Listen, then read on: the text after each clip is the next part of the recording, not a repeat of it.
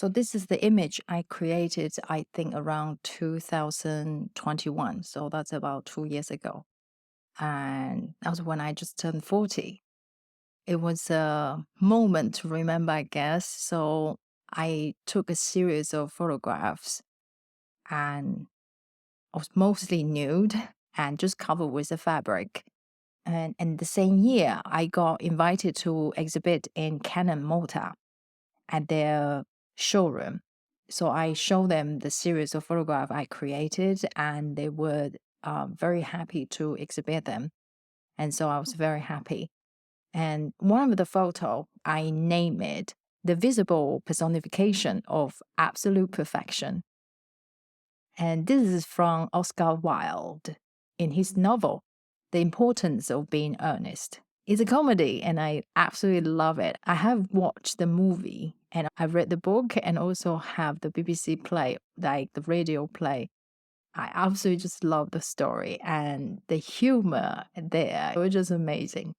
They are dark humor and it's just fun. It's just so much fun. And they were all brilliant actors in the film, and even the play for the radio play, they are also brilliant actors. I think Judy Dench was in it, and Colin Firth. There are some really good actors there. So that's the name where it come from. That's one of the phrase the character used to describe a lady he fell in love with.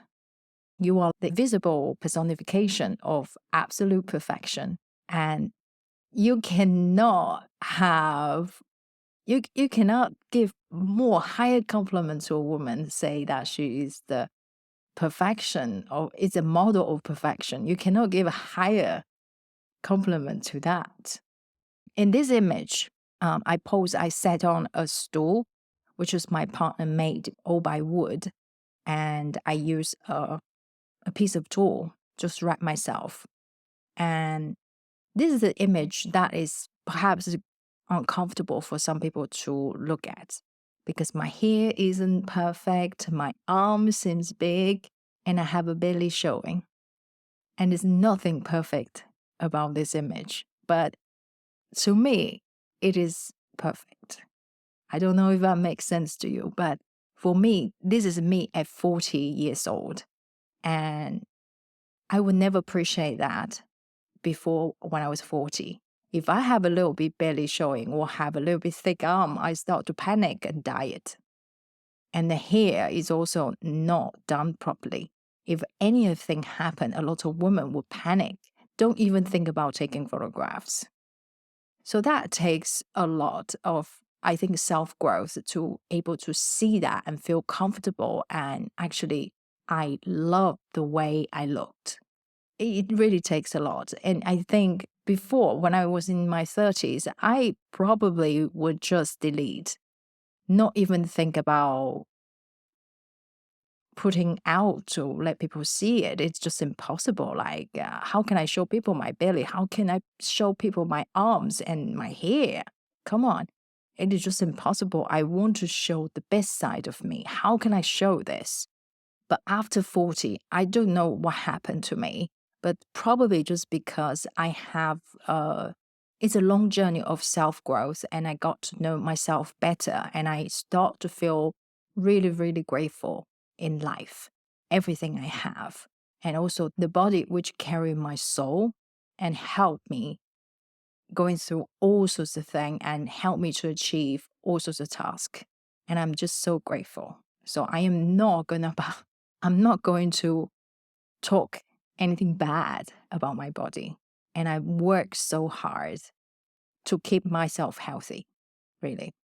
That's the thing, like I feel a woman in my age has a big problem. I thought it's not woman in my age, I think all sorts of age of women. We all over criticize ourselves and we're all too critical about ourselves. I just talked to a lady I just met and she come to my studio for consultation.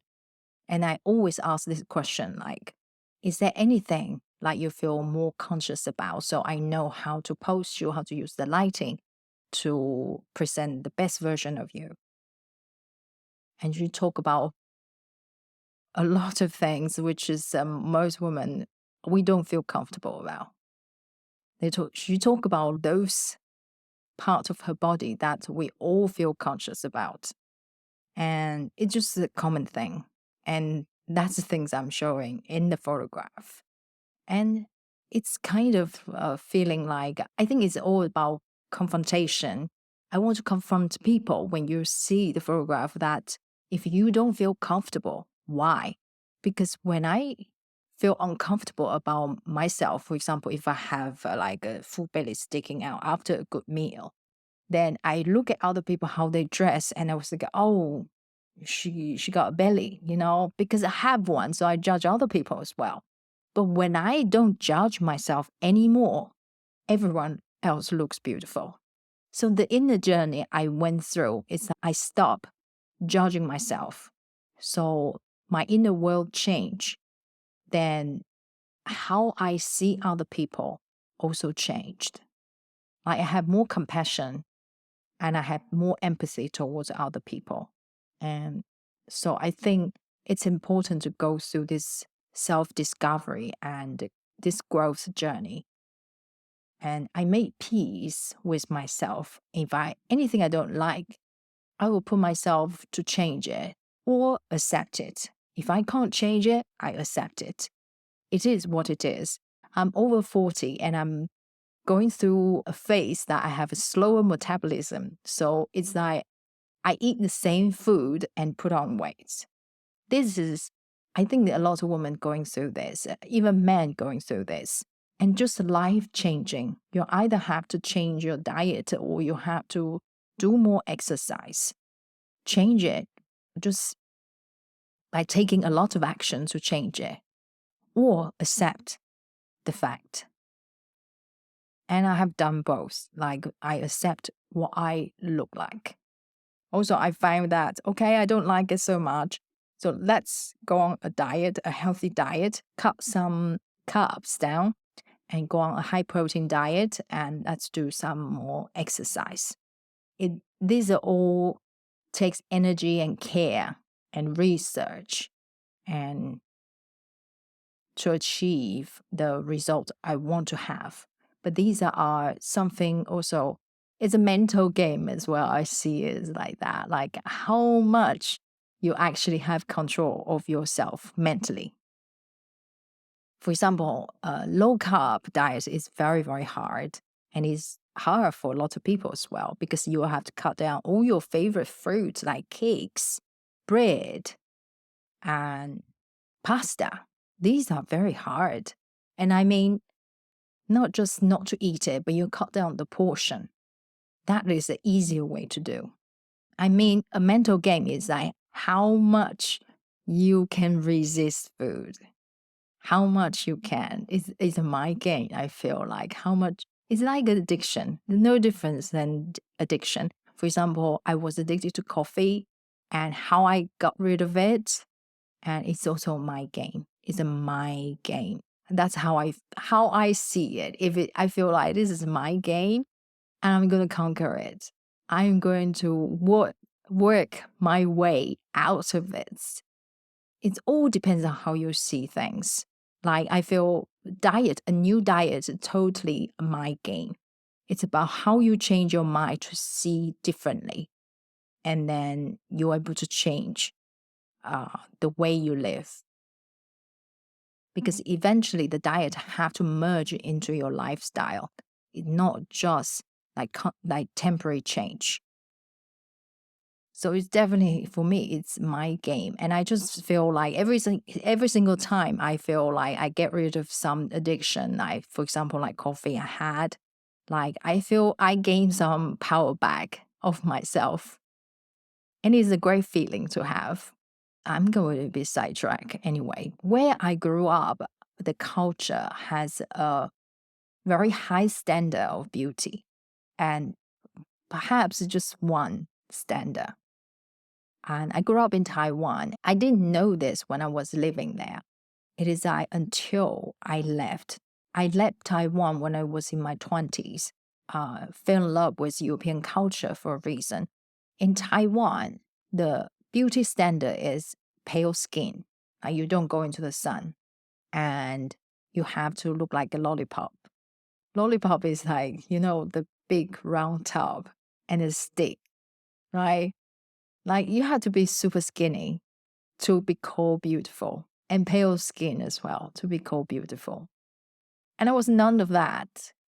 I might be thin when I was young, but when I was in 30s and I started to put on a bit weight, imagine what I look right now. For them is fat.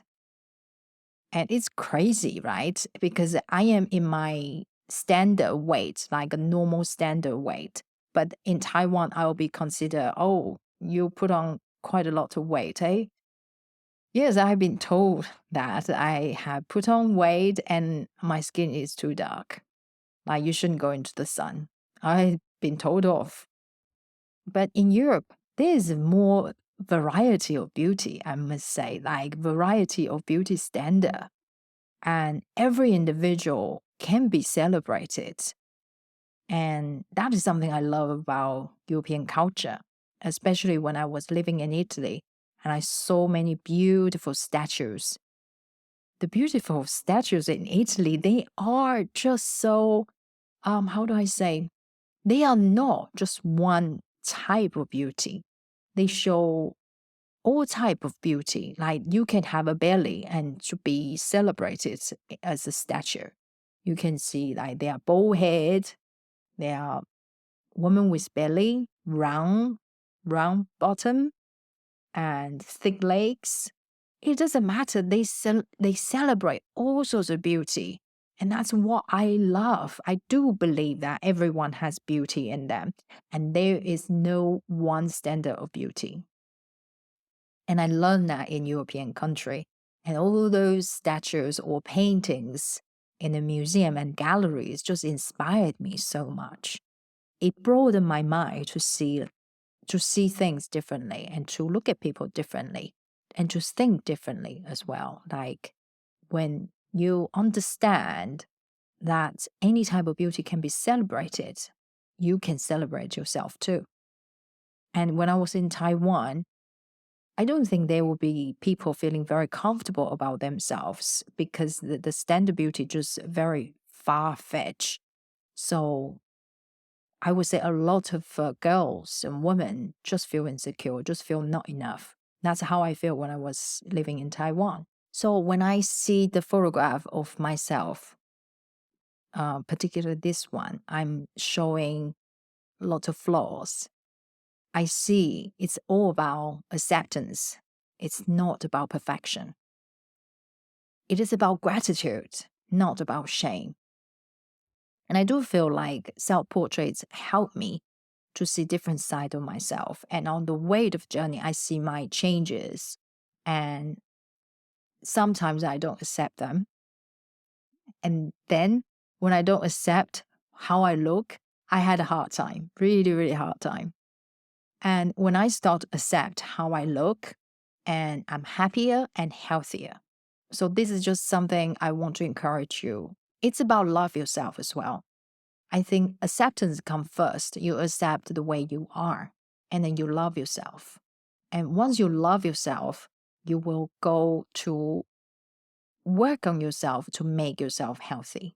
And that's my thoughts. That's how I came through everything and feeling much more positive and healthier than I was. I hope this can encourage you as well. And you can check out my work. The particular photograph I mentioned in the podcast is on Portrait Creative's website on the podcast page. You will see the show note and this photograph I'm mentioning. It's basically just me sitting on a wooden stool and wrapped with a white tool. If you listen to this podcast, you don't have the visual reference, I encourage you to go to portraitcreatives.com and find the podcast page. You will be able to find this episode and with the image. If you are interested to learn about self-portraits, to learn about conceptual work or surrealism photography work, check out my courses on Portrait Creatives. And it's portraitcreatives.com/courses. So this is the episode today. I hope this is helpful, and take care. And I will talk to you in the next episode. Bye.